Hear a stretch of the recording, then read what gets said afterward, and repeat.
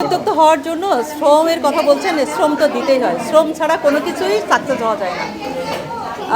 যদি আমার গল্পটাই বলি, আমি আসলে অন্যের গল্প থেকে নিজের গল্প বলতে পছন্দ করি। কারণ কি, আমাকে দিয়ে আমি বুঝাই যে আমি কত কষ্ট করে এই পর্যন্ত আসছি।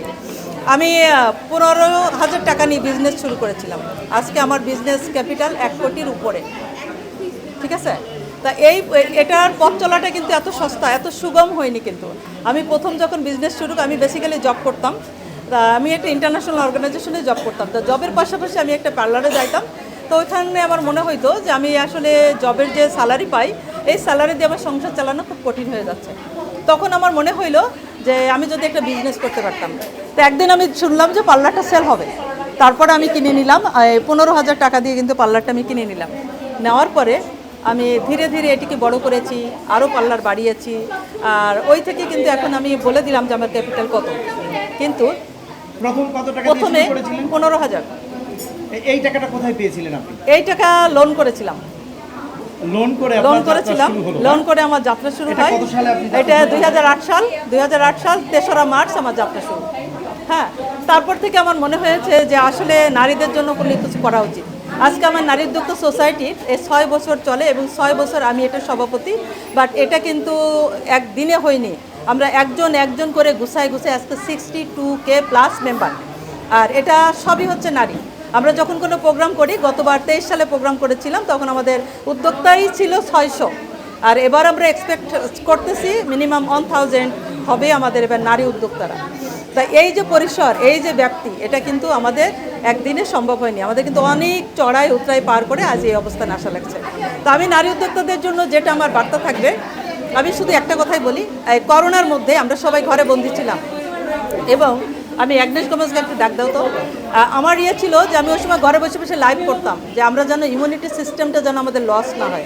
তা লাইভ করতে করতে আমার কথা অনেক মহিলারা শুনতো। ওই সময় মহিলাদের তো কাজ ছিল না, এদিক থেকে কাজ ছিল না, এই জন্য আমার কথা ওরা শুনতো যে আমি কী লাইভ করে কী বলি। তো আমার কথা শুনে আমার অনেকজন নারী উদ্যোক্তা সফল হয়েছেন। আপনিও আসেন একটু পাশে, এর ভিতরে এখানে 2 জন উপস্থিত আছেন। সো আমার হাত ধরে তারা কিন্তু আজকের সফল নারী উদ্যোক্তা।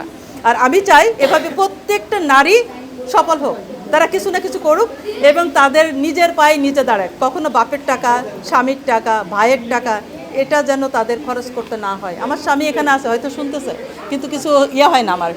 এই যে নারী উদ্যোক্তা, আপনারা তার সাক্ষাৎকার নিতে পারেন, ওনারও সাক্ষাৎকার নিতে পারেন যে কার মানে ইন্সপায়ারে তারা আজকে নারী উদ্যোক্তা হয়েছে এবং আজকে তাদের অবস্থানটা কোথায়। হ্যাঁ, আমরা অবশ্যই ওনার কথা শুনবো। আপু, আপনার লাস্ট একটা প্রশ্ন করতে চাই, সেটা হচ্ছে নতুন যারা আসতে চায়, যেহেতু আপনি জলযন্ত্র প্রমাণ আমাকে সামনেই দেখালেন, যারা গ্রাম থেকে উঠে আসতে চায়, নারী উদ্যোক্তা হতে চায়, একজন উদ্যোক্তাকে আপনারা কোন ধরনের সাপোর্ট, মেন্টালিটি সাপোর্ট দিয়ে থাকেন বা অন্য কোনো ধরনের সাপোর্ট দিয়ে থাকেন? হ্যাঁ, অন্য সাপোর্ট আমরা সব ধরনের সাপোর্ট দিয়ে থাকি। বেসিক্যালি আমি প্রথমেই জিজ্ঞেস করি আপনি কোন কাজটা ভালো পারেন। আমি বাংলাদেশ কারিগরি শিক্ষা বোর্ডের একজন অ্যাসেসর, NSDA ন্যাশনাল স্কিল অথরিটিরও একজন অ্যাসেসর। সো আমাকে গভর্নমেন্টেরও কিছু নিয়ম মানে অফিসিয়াল ডিউটি পালন করতে হয়। তো এই সময় এটাও একটা উদ্যোক্তা তৈরি করে। ন্যাশনাল মানে স্কিল ডেভেলপমেন্টের আমি একজন অ্যাসেসর, মানে এক্সামিনার যেটাকে বলে। তো আমি বলি, সবসময় জিজ্ঞেস করি তোমার কোন কাজটা বেশি পছন্দ হয়। মানুষের থাকে না অনেক কিছু একসাথে করে, কিন্তু আপনাকে সবচেয়ে চুজ করতে হবে আমার কোনটা বেশি ভালো লাগে।